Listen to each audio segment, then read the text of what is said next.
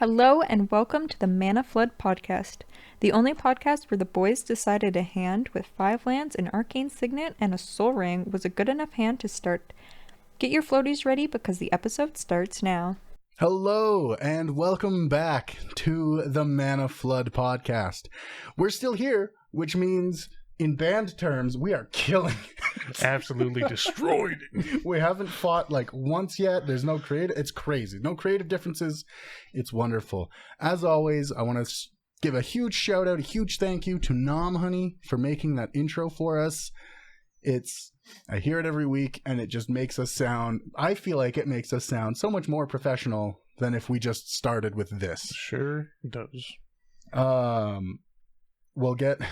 We're starting to get a formula together. It's starting to happen. And now we're thinking of maybe throwing a wrench in those plans. But I'll talk about that after we introduce ourselves. I am From the Flood. You can find me on Twitch or Twitter. I mean, X, same thing. Really, you know, when I say Twitter, you know exactly what I mean. But that is who I am. And the lovely gentleman beside me, I am Parmesan. You can currently find me on just X and TikTok at Parmesan TV. And we do now have a Facebook page. There's a TikTok. We have every social media that I, as an old man, could think of. We have all the old person social medias. So if you feel so inclined, if you would like to follow us, please drop us a follow on our socials. You're always welcome to send us critiques through our DMs or on like our wall if it's Facebook, or just message us and go, you guys suck, I hate your faces, stop making content. Like everything. I cannot say how important it is to get criticism. And it's funny because before we actually started recording, John and I were talking about how everyone sends all of their criticisms and critiques to him. Yeah, baby. And like, that's fine. Like, please, at least someone's getting the criticisms. But the studio is here at my place. I do the editing. I'm the one who, please send your critiques to me as much as to him. I would very much appreciate it because I don't know if what I'm doing is working. I'm just hoping for the best.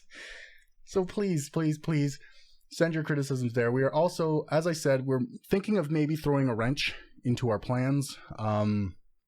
If this is something you're interested in, again, leave a comment if this is something you would be interested in. We're thinking of maybe once in a while recording a live episode on Twitch and having people come in, hang out. It's all set up and it's ready for us to do that. We just need to hit the go live button, and we need to know that that's something people would like, because we don't want to do it if people don't really want to see what the behind the scenes kind of looks like in a way. And the third thing, now that we have these two shiny mics, we can actually use the mic John was using at the start of the podcast for guests. Yes. So if you're in our area, if you know us personally, reach out if there's an episode idea, or if you want to be on one of the episodes, if you want to come hang out and do the podcast, reach out to us. We can't have a guest every week, I don't think. I think the logistics of that would be pretty tough. Very tough. Very tough, yeah. We have a couple of guests in mind. We will be reaching out to a couple of... right now, I think off the top of our head, we have 3 guests in mind. We will be reaching out to you. By the time this episode airs, we probably will have already reached out to you, if you're one of the 3.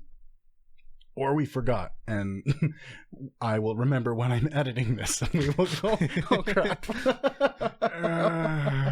Crap, man. I gotta go reach out to some people. Hey, bro.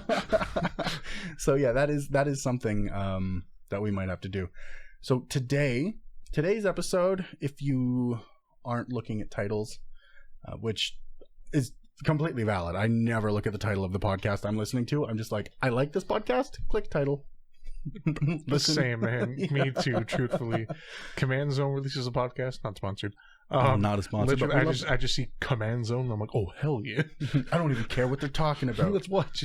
They could be calling me out as a person and just being angry, and I would take their side 100%. They could say that Light Paws Emperor's Voice is the most overrated commander. I'm still listening to it. You're like, you know what? They're right. They're right. He is. Yeah, like we love them. They don't know we exist, which is unfortunate, but that's okay. One day, hopefully, they will if we just keep at it. Please notice us, senpais. Oh, we're that kind of podcast now. Let's go. I need a shower after that anyways. Yeah, you gotta wash the Cheeto dust off your fingers, dog. Damn. You know, the bad part is I actually have half a bag of Cheetos in my room. Oh dear. Oh, not a sponsor. Definitely not a sponsor. Yeah, right now the studio is literally filled with Monster, and there's Doritos over there, and there's Cheetos in my room. We gaming, dude. Okay, so we've gotten, it's like 5 minutes and we haven't even said what we're talking about today. Correct. We're talking about kitchen table etiquette. This is kind of just basic etiquette. Should take it wherever you are playing Commander. If you're planning on playing Commander, this is kind of like the basics of the basics for etiquette. We do have an LGS etiquette, which will kind of add on to this, because you'll be playing with strangers at an LGS, but this is when you're just playing with your friends. This is kind of things you should be doing, and if your friends are consistently not doing this, please talk to them, because sometimes people don't know, right? Mm-hmm. Sometimes you don't know that you're breaking social etiquette or things like that, or you just came from work and you didn't even think about, maybe I'm stinky because I work a labor job, right? Like I used to be a welder. Like I'd come from work, play Magic, and people would be like, why does my man smell like burning metal? What the hell?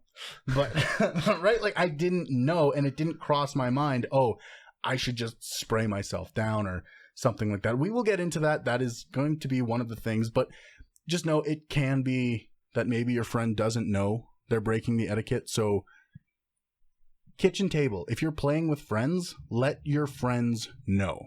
And LGS, it can be hard to approach. Like if you're, like, again, this is etiquette for everywhere. Mm-hmm. So it can be hard to approach a stranger and be like, hey dude, what the fuck? Like, you know what I mean? Yeah, if you're definitely not like comfortable with approaching, those kind of people. Yeah. Generally the store owners are very comfortable with approaching those people and be like, hey man, can you shower please?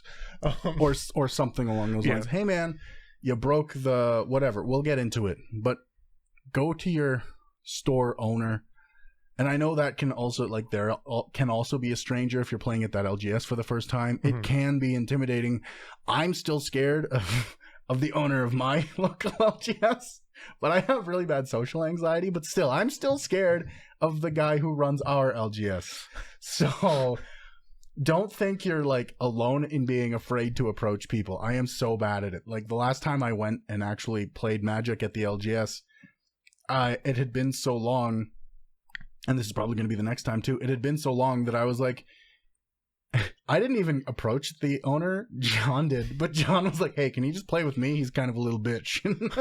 I didn't say that. It was. I think the owner did though. He's like, "Why do you want to play with this guy? Are you a little bitch or something?" I think he said something like that, and I was like, "Thank you." You play Kinnan one time, man. And it's funny because he's super nice to me. I'm just terrified of people I don't know.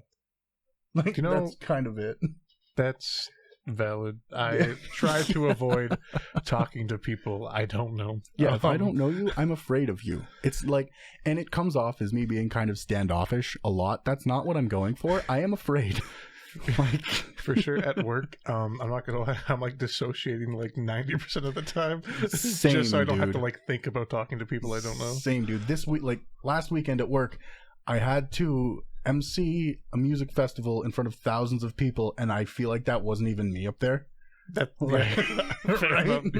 I was like, I got through it and I was like, that wasn't so bad. And then I sat in the car and I was just like, I was like, oh, okay. Wild. Okay, so I guess we'll just hop into the episode. It's going to be general etiquette. We called it kitchen table etiquette, but it's kind of for everything. It's the basics of the basics when it comes to etiquette, not editing. Etiquette. Yes. All right. So, like, topic 1, rule 0 / rule 0 conversations. Please have them with your table. Try and figure out what decks people are playing, how strong those decks are, so you can appropriately decide what deck to play. Or if, just say, somebody wants to play with a banned card, please make sure to communicate with the group, make sure that's okay. Yeah. It's a banned card for a reason, probably because it's insanely strong. Yeah. Or again, cards on the ban list can be like Unfinity and unset cards as well. Yep. Those ones, it's kind of a rule 0 as like, hey, I would like to play this card. Don't worry, I don't have any of the cards that are like rip up your opponent's card. Yep. Like, don't play those ever for any reason. I don't care if you're like, I hate this person, I'm going to rip up their cards out of spite. Don't. Please. These cards are expensive. We all love this hobby. That would absolutely ruin the hobby for someone. Like, not even you can't come back from that. Like, could you imagine? I'm gonna rip up your Judge Foil Ristic Study. Oh my goodness, your confetti foil anime Ristic Study with $500 Canadian prices. Yep. Canadian TM. We trademarked the country. Let's go. Huge. It's not actually a TM for legal reasons. It is not actually a TM. That was a joke. Please don't come at us. Yeah, please. We love it here. Okay, yeah. Rule 0 conversations. We have said it before. They are genuinely so important to have these conversations with your play group. Even if you're going in knowing you're going to play CEDH, sit down, confirm, go, this is CEDH table, right? Mm-hmm. That's it. That's your entire Rule 0 conversation. If you're playing CEDH, you're playing everything that is not banned. Right? Yep. The only rules really is you follow the ban list and you're not a dick to the people at the table. And I feel like people in CEDH, once you get to that level of play, are a lot less salty than people playing casual, because casual has all of the power levels. And again, this is like, this episode was kind of tailored to like when you're playing with your friends. So again, it doesn't have to be a long conversation. It can be like, hey, John, I don't like it when you play Kinnan. It's not fun for the table. Could you just not? No. And then, boom, now I don't have to play that game. Like, that's kind of how easy it can be. Like, you don't, just because people are your friends doesn't mean you have to sit down for every single game. Right? Exactly. Like, yeah, if someone's playing like a type you don't like or something along those lines, it's not particularly rude to just go, you know what, guys? I feel like sitting out this game. Mm-hmm. Yeah, don't feel like just because you're at the pod or whatever, you don't feel like obligated to partake in the game. Yeah, don't feel pressured to participate, because you don't have to. You're there to have fun. They're there to have fun. If something's going to happen that's not going to be fun for you, you don't have to put yourself through it. Yeah. And that is part of the Rule 0. If the Rule 0 conversation, if it turns out the table is doing something and you're like, I don't think I'm going to have fun during this game, you don't have to be like, well, yes, I have to play anyway. You can be like, you know what, guys? I don't think this is going to be super fun for me. I would like to sit out. And I've done this. I've been like, hey, look, I only brought super powerful decks. I don't think this is going to be super fun, right? And I have scooped. I have decided not to play. I remember one time, it was when I was first upgrading my Eldrazi deck, and I think it was like turn 4 in a 5 or 6 player game. It was a huge game. turn 4, I had Annihilator on the board. And it was like, I got all my mana rocks, and I don't have, like, fast mana in there yet. I just happened to ramp really well, really early. And I had Annihilator. So I put Annihilator down, and I was like, does anyone have a response to this? And everyone was like, no. And I was like, okay, well, it's going to end the game. It's not going to be a fun game for you guys. I'm scooping. And I left the game early. It wasn't about winning. There was 2 people on that table in that pod who were brand new. It was their first game of Magic. And I was like, I did not realize that my deck could even pop off like this. I did not realize that I could get an 11 mana creature down on turn 4. Yeah. And they weren't, it would not have been fun for me to go, Annihilator, let's ruin everyone's board state. Like, that would have just sucked forever. It was like Annihilator, like 4, or I think it was a Pathrazer of Ulamog. So whatever he has. Something like that. Yeah. It'll be up here. Yeah, it'll be, if you're watching the video, it's up here. But yeah, Pathrazer of Ulamog. It was crazy. It was like turn 4, and nobody was going to be having fun with that. So I scooped instead of putting everyone through that game for their first experience with Magic. And then I was kind of the rules lawyer for the next hour and a half, because that game went for a while. Yeah. Right? It was like a 5-person game after I scooped. Yep. So it was a long game, and the 2 new players had a ton of fun. Mm-hmm. Because I wasn't a jerk. And again, Rule 0 conversations, I genuinely, sitting down at that table, I thought my Eldrazi deck wasn't going to be as overwhelming as it ended up being. Mm-hmm. Another, in my opinion at least, another like really good thing to talk about in the Rule 0 conversation is like, what kind of game do these people want to play, if that makes sense? Yes. So, like, do they want to play a long game? Do they want, like, a relatively short game? Do they want to see some cool stuff happen? You know, those kind of things. Yeah. So absolutely. then, like, if you have, like, 1 or 2 people that aren't... They want to, like, play a good game, but not, like, a super long game, you know? Yeah. Yep. Yeah. No, and that's, like, Rule 0, talk about...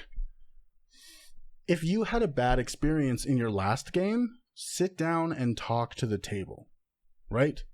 Get your grievances out. Let people know, because if you don't speak up, no one will ever know that you had a bad time last game because someone played something or something along those lines. Like that game that I scooped, I wasn't intending to do that, but I ran away with the game super early, and it wasn't fun for anybody else at the table.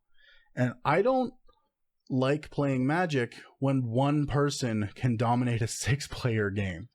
That's not fun for anybody. No. So No, I was not. like, you know what? That's my bad. I scoop. And it's okay to scoop because you're winning. Like, I don't see it enough.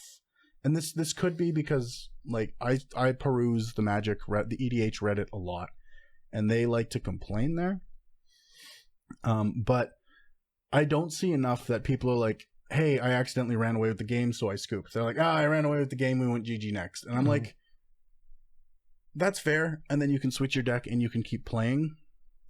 But especially when there's new people in the pod, if you ruin their first time playing, human beings have a tendency to hold on to negative memories better than positive ones. So if you want to go out of your way to make sure that the newbies are having fun at the start, because they will keep coming back to the pod.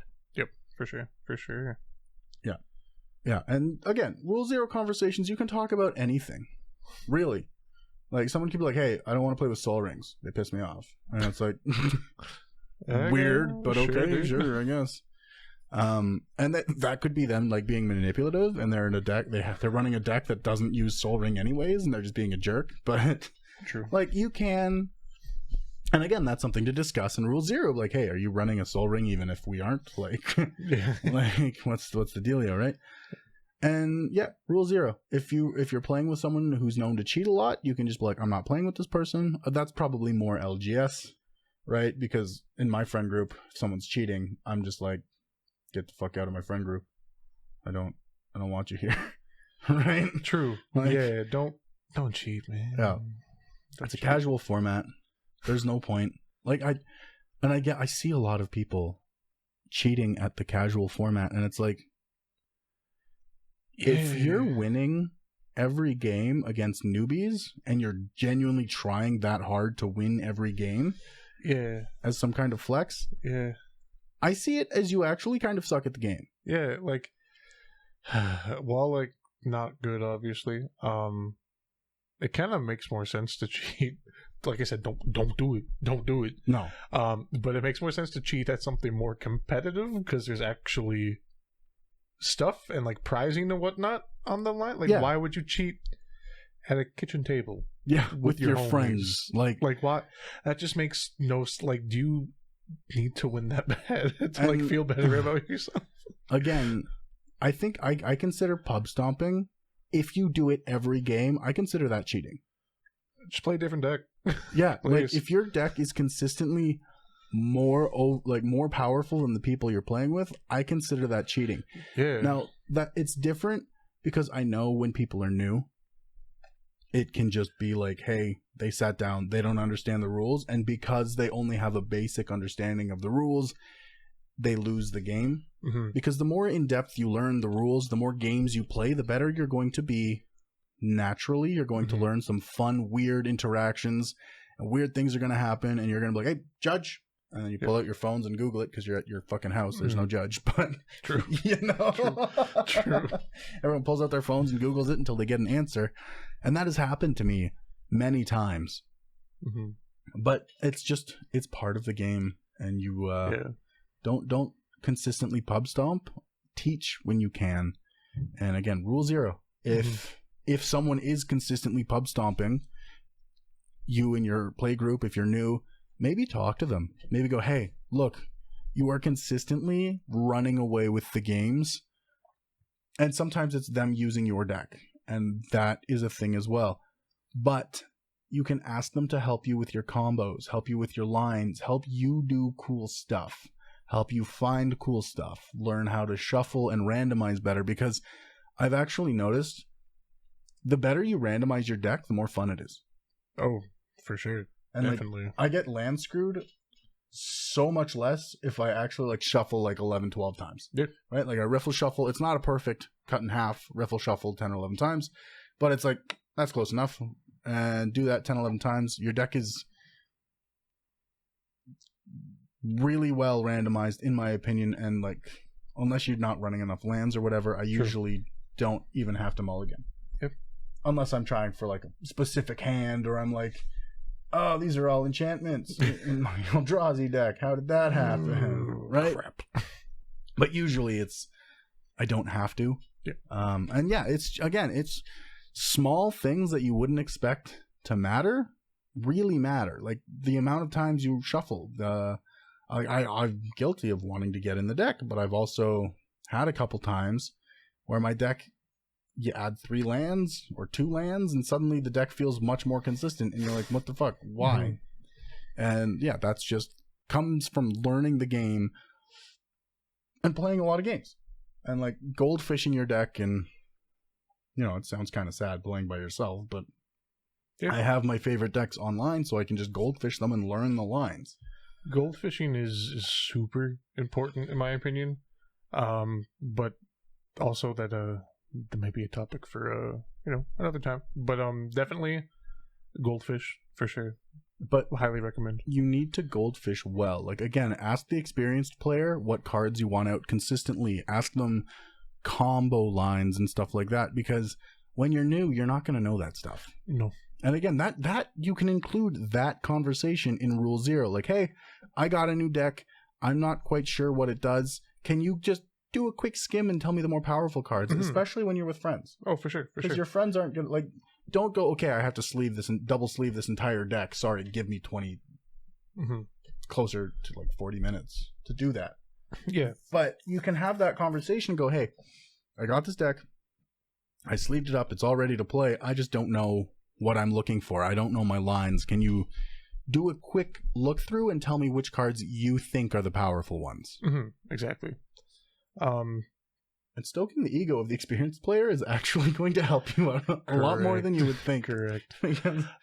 Also, like, if you are that player playing not necessarily like a competitive EDH deck, but like a stronger deck, and you've had that rule 0, your pod's like okay with that. When you're like doing your combos and stuff, if they're okay with that, explain how the combo works. Yeah. Explain at like what point can they interact with the combo, stuff like that. Yeah. And go, hey, look, this is when you would need to stop me so that I don't win the game. Even if they don't have the interaction to stop you, it will be more fun in the future if they can, and you will get to play more Magic in the long run. Exactly. So, and then if you're always going, this is when you stop me, this is how to stop me, and you're being 100% honest, they are so much less likely to target you. Because I've also run into this problem where I'm the most experienced player at the table, or one of the most experienced players at the table, and my decks are consistently winning, whether it's been luck or what have you. I've won a couple games in a row, and I'm hyper targeted. And honestly, I was playing precons, but if I had gone, hey, you want to remove this, and I can't do much right now, they probably wouldn't have focused me as much, because I'm so open and transparent. And you can ask anyone. The best experiences they've had have been with the experienced player who does exactly this. Yes, 100%. So 100%. if you're the experienced player, let them know when to kill you. Let them know when to take you out, because those are what matter. Those are the things they're going to remember. And don't abuse the power and the trust that this is going to bring, because it's very easy to corrupt when the power eats you. Do it. Do it. Skywalker. Not a sponsor. That'd be crazy. That would be. Could you imagine? Anyway. Yeah. All right, we'll move right along. We only have 5 topics today. That was our first topic, or our 0 with topic, because it was rule 0. Good joke. Anyway, our second topic today is deciding turn order, or who goes first. Yes. This is important, and in my opinion, you should do it before you even draw your opening hand. Because it's very, very much, it just say, you draw your opening hand. Oh, great, this looks awesome. And then somebody's like, oh, hey, I'm going to go first. And that kind of dictates whether they keep that hand or shuffle that hand. Or not shuffle. Mulligan that hand. There we go. That's what I was looking for. I mean, technically shuffle the hand, but yeah. That's not okay, because they could mulligan. There could be like a specific like line they're looking for, or even just like that Soul Ring Arcane Signet turn 1. So there's and again, when someone's going first, there are cards that are like, you get an effect unless you go first, in which case they're not looking to go first, and if they are going first and they see that card, they're more likely to mulligan. So figure out the turn order beforehand. It's not, especially at kitchen table, it's not a huge deal if you do it after, but at an LGS specifically where you don't know the people, big deal. Yeah, definitely do it before, like decide the turn order beforehand. And there's a ton of apps that you can that are free, that will decide turn order for you, as well as keep track of everyone's life. Even if people have their own little life counters, have your app open, and if you're the only one using the app, that's fine. Keep track of everyone's life. Yep. And then if they go, how much life am I at? You go, well, aren't you supposed to know? And you can be a big shit about it so they don't forget it again. So they remember to... Are you even playing? Did you show up to even play? What are you even doing? I didn't realize you were a Yu-Gi-Oh player, man. It's 40, not 8,000, bro. My life points. Oh no. Yeah, gosh. But yeah, just decide the turn order. It's not a big thing to just go, all right, we'll decide who goes first before you draw your hand. And I mean, it's one of those things where if you make it a habit, people aren't even going to question it. Yeah. And most of the time, it doesn't affect anything. It's one of those things that preventative measures in case you're sitting down and across the table from you is someone who's a cheater. Yeah, for sure. Right? For sure. Yep. It's just one of those things. Yep. No big deal. And I don't think there's really anything else to talk about with that one. It's pretty straightforward, if I'm being honest. Decide the turn order. That's etiquette. That's right. Something I forgot to throw in the notes, actually. It's important. Kind of a turn order thing. Kind of. Priority. Please learn. Proper priority. Alright, so in a commander pod, casual, like 4 people, say, the turn order is clockwise. And just say your opponent plays the Goldspan Dragon. Sure, let's go with that. The order in which you can respond to that is the same as your turn order. Yeah. So your opponent, if they want, can hold priority and do something else. And if not, it goes to like the next person. They can do something. If not, goes to the next person. They can do something. If not, goes to the next person, and so on. You can't be like 4th in turn order and be like, actually, I respond. No. It has to get to you first. Yes. And holding priority means they can put another instant on the stack. Yes. It does not go around and then go back to them. So if they're like, I want to put my card down, and, say they're casting something and then they want it to go around, and then once it goes around and no one has any effects, then they try to put another instant on. No, it doesn't work like that. And then they try to say, well, you can't react to it, because I've seen people try that, and it's like, no, that's not how it works. If you want to put an instant down, you hold priority and then it goes around the table. Like, you put down all of your instants. Not all of your instants, because if you've got a counter spell or something, it does come back to you. But like if you're going to Beast Within or something like that, there's no way to make it so that they can't react. And if it goes around priority order and nobody does anything, you can't put the Beast Within suddenly on the stack and make it go around again. That's what holding priority is for. You won't be able to do anything until... Yeah. Anyway, that's another like rules thing. There are certain cases, especially with like combat, there are certain cases where that's very important, and people will try to... I don't even think they know they're cheating, but they'll try to cheat in that regard with a lot of combat spells. Yes. So just kind of one of those things to watch out for. And priority order is... Just do things in priority order. It will make your life so much easier. Yes. And again, if, say, you go and you decide turn order after everyone has drawn their hand, and someone goes, hey, actually, this isn't the hand I would have wanted, don't be a dick and be like, well, too bad, you got to keep it. Let them mulligan. Yep. Right?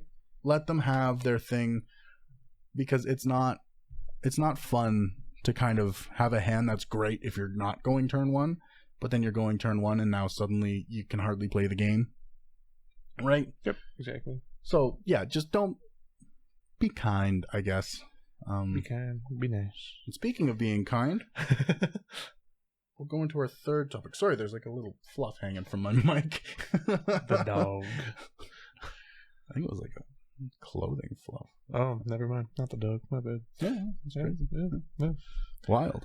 All right, so topic 3. This one is relevant in my opinion.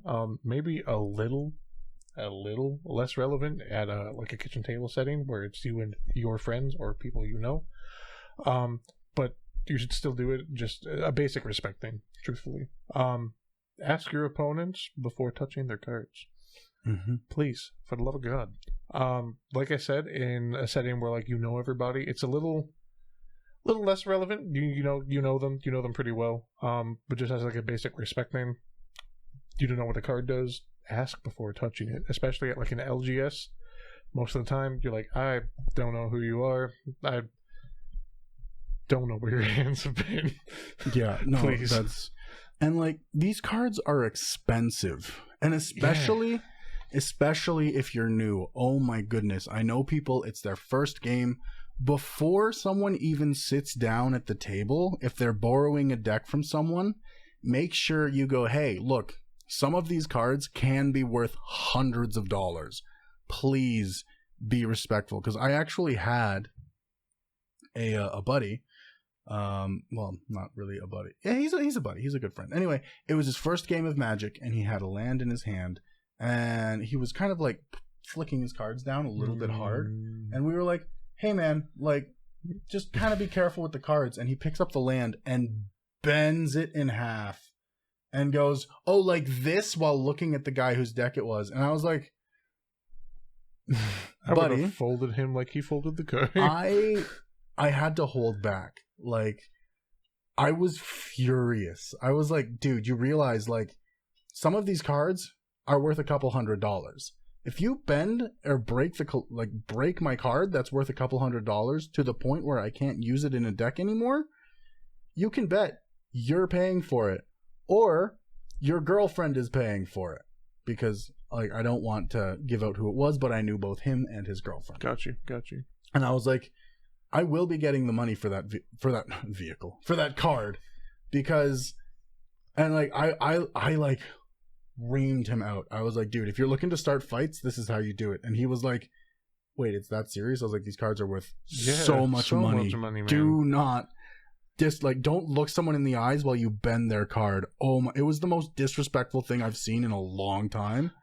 Yeah. And like, I like the guy. I think he's a really great dude. I was ready to fight him on behalf of my buddy at the table. I was like, what the hell? Like, I don't even think I would try and talk it out. I think it was so disrespectful. I was like, and the crazy thing is, my buddy at the table, props to him, stayed completely calm and went, don't do that. That's not cool. That's just a land, so I'm okay with it. But these cards can be, and it was a basic land, but he's like, but these cards can be very expensive, and what you did was incredibly disrespectful. Yep. And like, you essentially spat in my face. Yeah. That's kind of like, I would equate it to that. Yeah, for sure. That kind of offense, that kind of disrespect to someone, to purposely damage their card. And it just comes down to respect. Like, please, you never know how someone's going to react, because to a lot of people, when they're first starting, it's just pieces of shiny cardboard. That's right. Like this, it means nothing to certain people. Like, to people who don't partake in our hobby, a card like this means nothing. For me, very beautiful land that's going in a deck. But for a lot of people, it means nothing. Exactly. So explain before they touch someone's deck that these cards can be worth a lot of money, and if someone asks you, maybe don't flick the cards, or maybe be careful with the cards, to just respect it. Yep. Right? And then you can get your own cards, and if you want to bend your own cards, that's fine. But don't do it to someone else's. Oh my goodness. That was like, I'm not someone, like when I was a teenager, I was like, oh man, I'll fight everybody, but I'm not like that anymore. I have mellowed the fuck out. But even I was brought back to like being a hothead teenager in that moment. I was so ready to just step outside because of the amount of disrespect one of my friends showed another one of my friends. Yeah. And I cannot give that other friend enough props for staying completely calm and completely understanding in that entire interaction and just going, yeah, don't do that. That wasn't nice. And this is why. And he was completely respectful about it. And I was more upset. It seemed like I was more upset than he was. And I was like, oh my goodness. Like, wow. So yeah, just again, it's a respect thing to ask your opponents before touching their cards. Yep. All right. And ask people before, you're playing a deck. Make sure that would be part of a Rule Zero conversation. If there's someone, it's their very first game, go, hey, look, we play this game because we enjoy it. It's a lot of fun, but some of these cards are worth a lot of money. Even some of the basic lands can be worth a pretty penny. So please don't go damaging them. And please,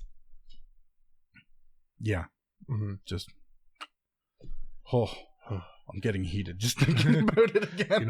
Valid, man. Valid, for sure. I'm just like it goes without saying, he hasn't been invited back to our table, but yeah, if he would like to play again, because that was his very first game, it would be one of those things where we're like, okay, well, you were drunk last time, no alcohol, and no disrespect. Like, we don't want any of that. Yeah. So that would be another Rule Zero thing, talking to him before the game and being like, be respectful, bro. Please. Yeah. Okay.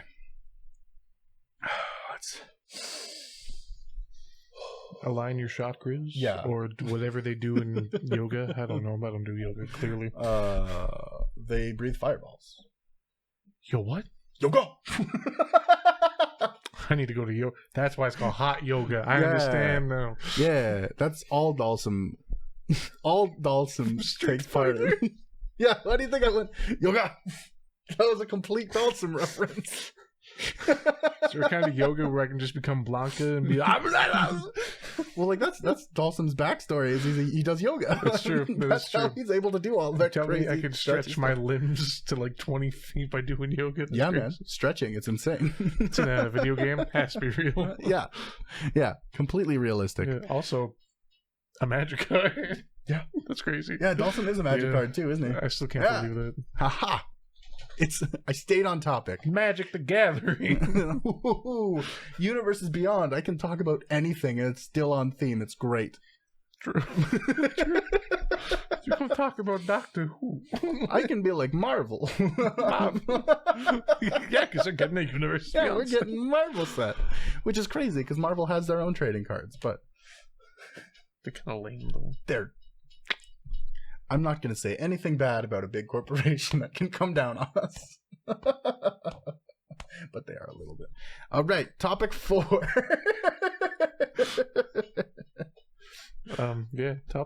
Topic 4. Hygiene. Important. Yes. So, part of my language, fucking important. Yeah, like, don't show up to someone's place or any magic event if you haven't showered in a couple of days, right? Mm-hmm. Like, just don't. Be clean. If you've got any kind of smell to you, at the very least, spray yourself down with, like, cologne or body wash, deodorant. Body wash. Please don't put body wash on yourself without, being in the shower. That would be probably pretty gross. Yeah. I meant, like, body spray, not body wash, but just don't be gross, Yeah. Don't. Oh, if you maybe gone like nose blind, who knows what your situation is? You work a labor job, something along those lines, or something else, and you become kind of like nose blind to it or desensitized to it. Mm-hmm. Get a second opinion. Yeah, please, because like I'm sorry if you're next to me or across the table from me, and I can't differentiate the smell of the bowl of Doritos in front of us or you. That's a problem. Yes, like just don't be gross. It's fine to have like a bottle of body spray that you carry around with you. Don't leave it in your car because it will probably explode in the summer. Yeah. So don't leave that in your car. Don't do that. But like bring it with you as long as you're able to do so. And if you're not, make a stop at home before you go to the magic event. Yep. I know I will bring my cards to work, and I work in a radio station, so I can just drop them on the counter in my office and just leave them, and we're fine. Yep. But not everyone can do that. Not everyone, like, I can bring body spray with me and just plop it on my desk and leave it there for the day, and it's going to be fine. But not everyone has that. So if you have to go home and be a little late, I know it's easy to get excited and go, ooh, magic. I'm going to beat some bitches with Eldrazi. Like, I know it can be super exciting, but you also have to think about the people there. Yes. And just like, if you've got a really close friend and you're not sure, just go to your friend, kind of give them a nudge and go, hey, like, when I come from work, am I stinky? Like, should I be spraying myself? And your friend, a lot of the time, will not want to hurt your feelings. However, if it's a problem, they will just be like, yeah, dude, please do. Right? Like, they're not going to be, if they're an actual friend and not just an acquaintance who's being polite, if they're an actual friend, they'll be like, yeah, dude, you stink. Fix it. Right? Like, yeah. Also, like, if you are eating snacks at the table and, like, you're like, hey, can I touch your cards? And they say no, it's probably because you have not wiped or washed your hands. Yeah. Don't get offended. Please, for the love of God. And also, like, same thing, if you, like, cough into your hands or, sneeze into your hands, wash your hands. Yeah. Please. Yeah, no one's going to be like, oh my God, he got up to wash his hands? What a freak show. Yeah. Everyone's going to be like, well, I appreciate that. Thanks, Thank you. Dude. Yeah. Good job, man. Yeah, they're going to be like, Well, thank you. I appreciate that. That was something you needed to do, and I'm glad you did it. Literally. Like, nobody's going to be like, what a freak. Washing their hands? Oh, my God. Who does That's this as a Magic the crazy. Gathering? Yeah. How dare. How dare you? We are sweaty nerds. Like, break the stereotype. Yes. Please break the stereotype. We do not need to be sweaty, gross nerds. Also, this can sound a little weird, but people don't do it enough. When you are showering or bathing, I understand. Baths are nice sometimes. It is what it is. Please wash your ass, for the love of God. Swass is not a good smell. And for those of you who don't know what swass is, it is swamp ass. Please, for the love of God, wash your ass. Mm-hmm. And it's funny because people with poor hygiene have a very distinct smell. And I'm going to ruin a dessert for you. A dessert? Yes. People who have poor hygiene smell very distinctly like banana tempura. You're so right. Well, I'm never eating that again. Right? Like banana tempura is delicious. Crazy, dude. But it smells exactly like poor hygiene. Oh, man. Yeah. So I'm sorry I just ruined that dessert for you. But yeah, Correct. if you smell like banana tempura, please fucking shower better. Yes. Or go take a shower or something, because it is a very, very distinct smell, and it is a very, very offensive smell. Yes. I think it got so bad in Yu-Gi-Oh players, if you're watching, correct me if I'm wrong, but you are allowed to call judge if somebody smells bad. Yeah. It's I crazy think that's an to me. actual rule. I'm pretty sure. I wish my roommate was here. He would be able to be like, yeah, that's the thing. But I do believe Yu-Gi-Oh players are not allowed to have you're not allowed to stink. Yep. You can get disqualified from the game if you are offensively stinky. Yep. And if I can't sit at least this far away from you without and be perfectly fine from my nose, then you're doing something wrong. Correct. This is perfectly you're actually usually a little bit closer. Yeah. In a Magic game, right? Because there's people on all sides of the table. Yep. I think this table's actually the perfect size. It's pretty So good I think size. it's the same one we use at our LGS. So yeah. So yeah, you're probably actually in kind of a little closer. And if I can't be this close, Wait a minute. Okay, that might have gotten a little exaggerated, but you get the point. I shouldn't be leaning away while I'm trying to play my card game, right? Yeah, exactly. And you're also not going to get invited to private games if you're stinky. Also, with all this being said, don't be an asshole. Yeah. Especially if you don't know that person. Yeah, be polite about it. 9 times out of 10, they're not going to be like, hell yeah.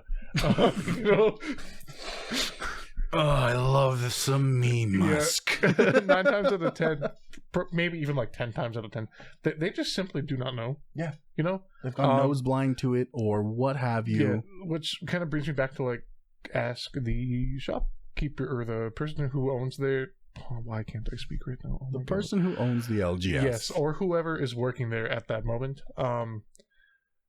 Yeah. Yes. Just like I said, they probably don't know. Don't be rude about it. If you don't want to do it, get somebody who will. Yeah, and the person you get to do it will be polite about it, and they will just go, oh man, my bad, I didn't know. And like I said, if you are stinky and if someone approaches you and goes, hey, you're stinky, don't be rude about that either. Yeah. Because I remember the reason the Yu-Gi-Oh rule came about is because the Yu-Gi-Oh players were like, well, it's a valid strategy. One, no the fuck it isn't. It should be about how well you play the cards, not how bad you stink. They genuinely thought it was a valid strategy to just be stinky. No. Holy crap. Could you imagine if professional athletes just showed up covered in horse shit because it stinks? Oh my god! Like watch an NFL game where everyone's just covered in like fucking cow manure. Like nobody would like that. That's Like, Yu-Gi-Oh players are built different, man. Truthfully, and like I know we're playing cards, but it's the same premise. Sure, the professional athletes will start sweating, and I hope you don't start sweating profusely when you play Magic like that. But there is a certain, like, they don't show up to the game smelling of sweat and being unclean. Yeah, right? And it should be the same thing. If you do sweat profusely when you're playing Magic, that's unfortunate. It really is. But that's something you can communicate in the Rule Zero. Maybe it's really hot in the house, AC's broken. You're under studio lights, like studio light. Because the other three are out at the moment. Yeah, definitely. I'm sorry, not a valid strategy. What no, the fuck? It's not. No. And there's no way you can justify it as being valid in my eyes. You're just being a jerk for the sake of being a jerk. Yes, exactly. Okay, and on to our final topic. I think this feels like it's been a little bit of a shorter episode. Yeah. But I don't think that's a problem. I think we have people who like the really short 30 minutes. I think we have people that like the hour and 30. Exactly. So if you would like a more standardized episode timer, let us know, and let us know how long you think would be optimal. Mm-hmm. Because I know when we released our first episode, someone was like, this is the perfect length. I love this. Yes. And when we released our second episode, someone else was like, this is the perfect length. I love this. So let us know in the comments, or reach out to us and go, the perfect length is this. And we'll kind of just take a vote. We'll start a timer at the start right here in front of us so we can see it. And we will make it, because end of the day, the podcast is for you. Yes. And if there's something you don't like, let us know. Yes. Anyway, topic 5. Topic 5 is, in my opinion, one that's like not talked about enough, in my opinion. As I just said that. Sure did. do not, and absolutely under no circumstance, unless they physically tell you, oh, hey, yeah, I won't do this. Do not expect your kindness to be reciprocated while playing Commander. So if you can very well take somebody out of the game, whether it's with a combo, commander damage, whatever means you have, and decide not to out of kindness because you're like, hey, this person hasn't been doing a whole lot, or hey, I just straight up feel bad. Don't expect them to do the same thing, like I said, unless they are like physically telling you, yeah, I won't take you up. You're fine. Fair enough. Yes. Yeah. Don't. End of the day, Commander is a game that has feelings involved. Yes. So unless you're playing CEDH, it very well may be that at the end of the day, someone's going to get their feelings hurt. And that happens. That's a thing that very well may happen, and it's unfortunate.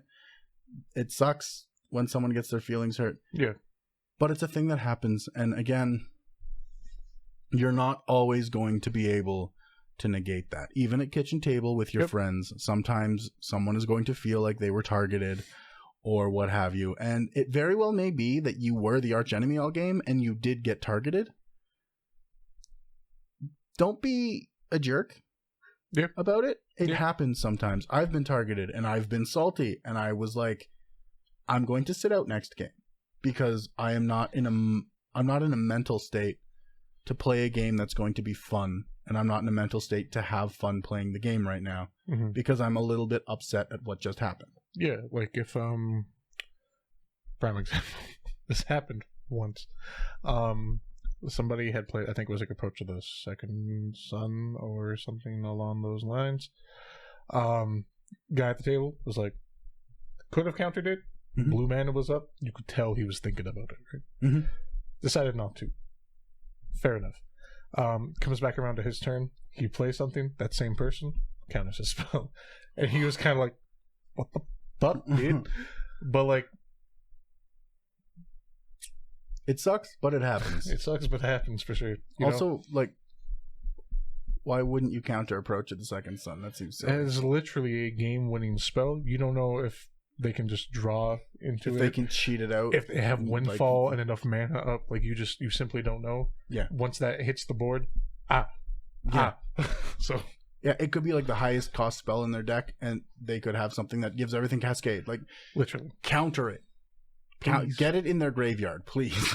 Yes. Like then you don't have to worry about it. Then you can Bojuka Bog them, get rid of it. It's a very, very strong card. Don't get upset.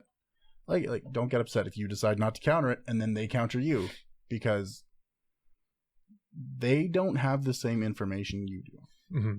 They don't know that you've got a counter spell in hand and you just allowed it to go through. Yep. Right? They don't.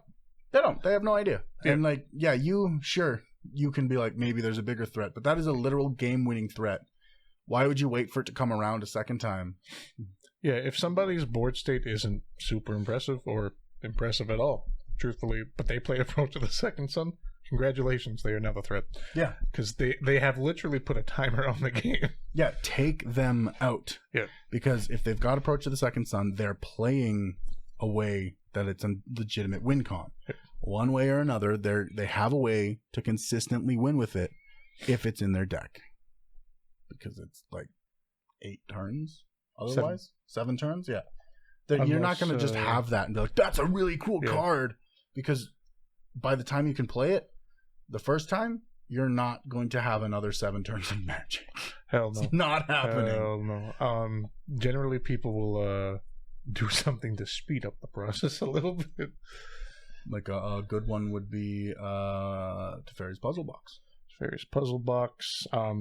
They simply having things that let them draw cards.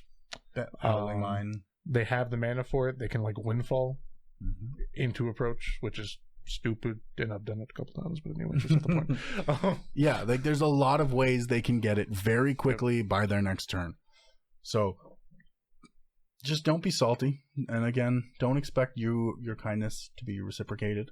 Even like as a kind person, you can be the nicest person in the world. You playing this game, you will accidentally piss somebody off because you nuked one of their cards. Yep. It's going to happen. People are going to be like, that was my win con. Now I'm an angry boy. Yeah, sometimes people get angry because you nuke all their lands. Yeah. Who would do such a thing? Wild. Not me talking about Armageddon for the 4th episode in a row. Hell yeah. And just because I haven't said him yet, Bruvac. Because he's been in every episode too. Every time like you play Bruvac, the like Michael Bay voiceover pops in my head. It's like, yeah, Bruvac, Millie, maddening cacophony. Get ready for some Bruvac this summer. Yeah, absolutely. It's very, very fun. But yeah, that was people. And just because your kindness isn't reciprocated doesn't mean you should be unkind. Because someone else being unkind is not a reflection on your character. It is a reflection on theirs. Yes. So don't be offended when someone is unkind to you at the table. Mm-hmm. Also, like, at the end of the day or pod, it is Magic the Gathering, you know? And the objective of the game, most of the time, is to win.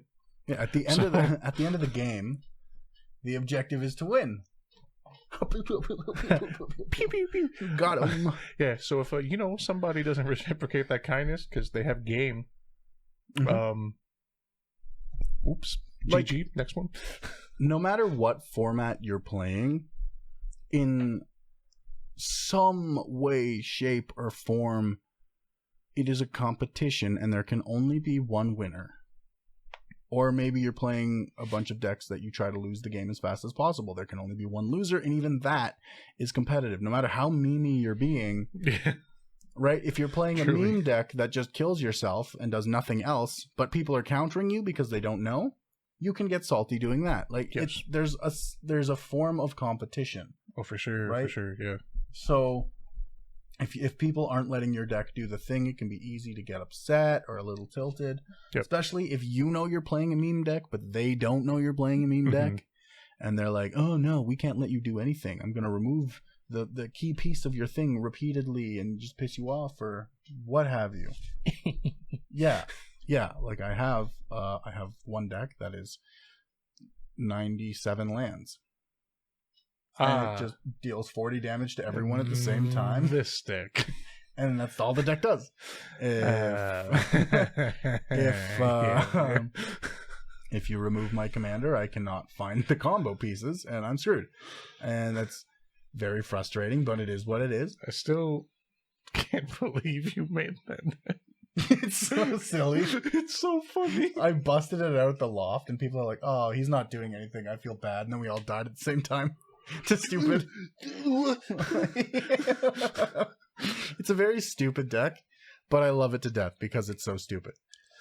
Yes. But yeah, again, it's one of those things where it's a Marilyn of the Morning Song, I think. I think that's the commander. I just know it's mono black. I don't know what it is. But like that's the deck, and it's a meme, but the commander is actually very, very strong. The commander allows you to tutor instead of draw. Yes. So it's very strong, and people will, at the end of their turn or the start of their opponent's turn or the start of my turn, it happens a lot that they remove it so that I don't get the tutor because they're like, oh, it's probably like a combo, instant win combo.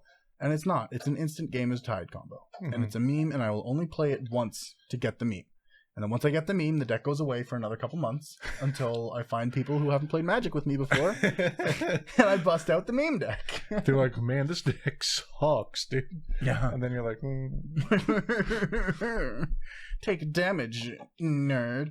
Yeah, that's it. That's all. Like, meme decks, there is, no matter how you play, there is some element of, I want my deck to do the thing, and if people are actively trying to prevent your deck from doing the thing because they don't know what your deck does, there can be a little bit of salt. Yes. So just be kind, and if you need a game to just calm down and go, okay, I am unreasonably angry right now, and I don't want to take this out on my friends or the people across from me, that's okay. Even at an LGS where it's like a sponsored event, if you go up to the owner and go, hey boss, I just need to take a game. They're not going to be like, no, you have to play. They're going to be like, all right, dude, we won't put you in the rotation. Yep. Like, it's that simple. That easy. Like, just be kind where you can, but don't expect that kindness to be reciprocated. Mm-hmm. Unless, of course, it's part of a deal.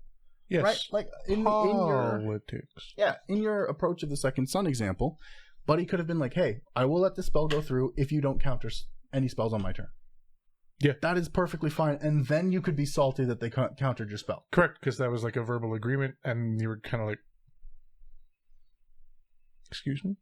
Yeah. Yeah. And we honor verbal agreements here, unless it's something that's going to win the game that turn. Correct. Right?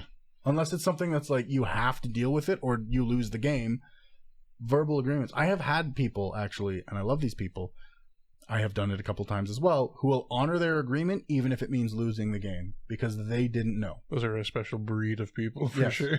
Yes, and I have done it once or twice because you got me. Yeah. I will honor my agreement. Yep. You got me. That it is what it is.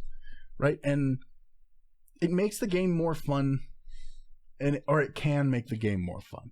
Just like breaking your agreement out of nowhere when you've kept every agreement you've made for the last 7 years can be like a big whoa to everyone at the table, right? Everyone could be like, I didn't think he could do it. Like, my God. Yeah. Good God, he can lie. We're screwed, right? Like there's an element of fun to politicking, but you have to make sure that it's being done in a way. It might make someone salty, right? You breaking your deal might make someone salty. But it might keep the game going. End of the day, you get to play more Magic. Sure, you didn't win the game, but you only realistically should have a 25% chance of winning a Commander game.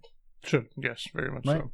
In a completely balanced pod, in a perfect world, you only have a 25% chance of winning. Now, I know actual statistics are going to be whack. Like, if you sit at the southeast corner of the table, you probably have a different chance of winning than northeast. Like, something like statistics that, are fucking wild. They are wild. But yeah, it is just be kind and don't expect others to be kind back. Exactly. And again, you don't know what kind of day they're having. They could be like the nicest person in the world, and they're just having that one day where nothing is going their way. And they didn't know that it was one of those days that they probably shouldn't have come to Magic until they were sat down at their table and just having a terrible time. Yeah, unfortunately. Yeah. I think it's happened to all of us. Where for we sure. go to play Magic, and it's like, you're so excited to be there, and then you get there, and you're like, I'm not feeling it today. Yeah, that's That's a thing that definitely happened too. It's a very human thing to have happen to you, and it's okay. It's okay to need a break from the game. It's a hobby. We love the hobby. If you're not having fun, take a break. Take a couple days, right? You don't have to show up every week. Just take a break, have fun, or like maybe your friends. That's the only time you get to see your friends in person. So maybe just go, hey, can we put on a movie or something? I don't feel like playing, but I want to hang out with you guys because I like you guys, right? Exactly. Right, and I don't, especially kitchen table, I don't think anyone, especially if they're actually your friends, no one's going to be like, no, don't put on a fucking movie. What the hell? Yeah. Get your swamp ass off my couch. Like, no, nobody's going to be like... Somebody didn't wash their ass today. Yeah. I don't think anyone, unless you stink, again, in which case, correct. Topic 4, hygiene. Be hygienic. But I don't think people are going to say no. I think it's important to be kind. I don't think you should ever expect in your daily life people to reciprocate your kindness. But yeah, be kind. Be kind. Be kind, be respectful. That's really what it boils down to. Yep. That's what all of these rules can probably be summarized with: be kind, be respectful, and know your turn order. That's a TLDR of the episode. Be kind, be respectful, know the turn order. Know the turn order. Remember priority. It's very important. I swear to God. If I catch one of you not... Yeah, well, going back to priority, and I know this is like way out there, but going back to priority, it is important to know priority because someone could have a response before you, and then you get to save your response. Yeah. Right? Or like sometimes people, when they know people will jump the gun, will just hold their stuff and wait for others. Yep. Because I know I've been guilty of that. I'm not going to lie. Just jumping their gun. My ADHD ass sometimes gets very excited when I'm like, oh, hey, I can remove that. Mm-hmm. And I'd be like, in response. And they're like, actually, you're like going last, so calm the fuck down. Yeah. Yeah. I'm like, oh, my bad. Yeah. And then the turn order gets all fucking weird and someone counterspells your swords to plowshares and you're like, why? And you're like, well, because I was going to counterspell that, but you swords did. Then it's my turn. So go for just do your best. Please remember priority. Yeah. Please. Yeah. Yeah. Yep. And like you can't even swords it while it's on the stack, but I know people will try. Oh, they'll try. Yeah, they will. Hey, I swords it while it's on the stack. You can't. It's not a permanent yet. Yep. And anyway, that's a different episode. Yes, I think this episode, it looks like we're out of notes, so it looks like this episode is actually done. So thank you so much for listening. We really, really appreciate you coming out every other week, giving a listen, and giving feedback. I think we've actually gotten some form of feedback or a comment on all of our videos that have been on YouTube, except the shorts and the TikToks, which we have made. I don't know how they're doing at the moment, my bad, but let me know if you like the way we do even those. Just leave comments. The more feedback we get, the better we can make this thing. And again, it's for you. It's for you to listen to, for you to enjoy, and to share with people. So also, like if you leave a comment and we don't respond right away, please don't get discouraged. Please keep leaving those comments. We definitely read them all, but sometimes, we're busy, we're human. It can be a little hard to find the time to respond sometimes, but rest assured, we 100% do read them. Especially now, we've got like 2 weeks till we're back in school, so we're kind of rushing to get ready for that. So make sure everything's smooth for when we're back in school. So don't get discouraged. We will respond if there's something. If you say leave a comment that can be responded to, we will respond. Especially if there's feedback or something like that. We actually have within like our personal notes, we actually take the comments and we post them inside where we can see them and go, this was a very, very good idea. Yes, very good. We'll keep this up. But yeah. So again, thank you so much for listening. I am From the Flood. You can catch me on Twitch when I eventually start streaming again. I will.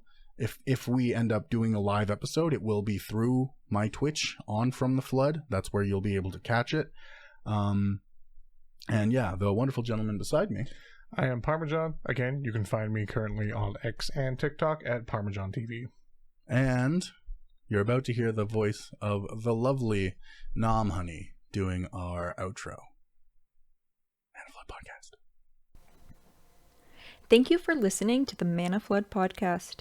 Any references to companies or other content creators in this episode are done strictly out of love for the brand, as we are not sponsored. If you would like to contact us, our email is floodedmanapool@gmail.com or find us on X at floodedmanapool. You can also contact the host directly at From the Flood or at Parmesan. Have a good day. Bye.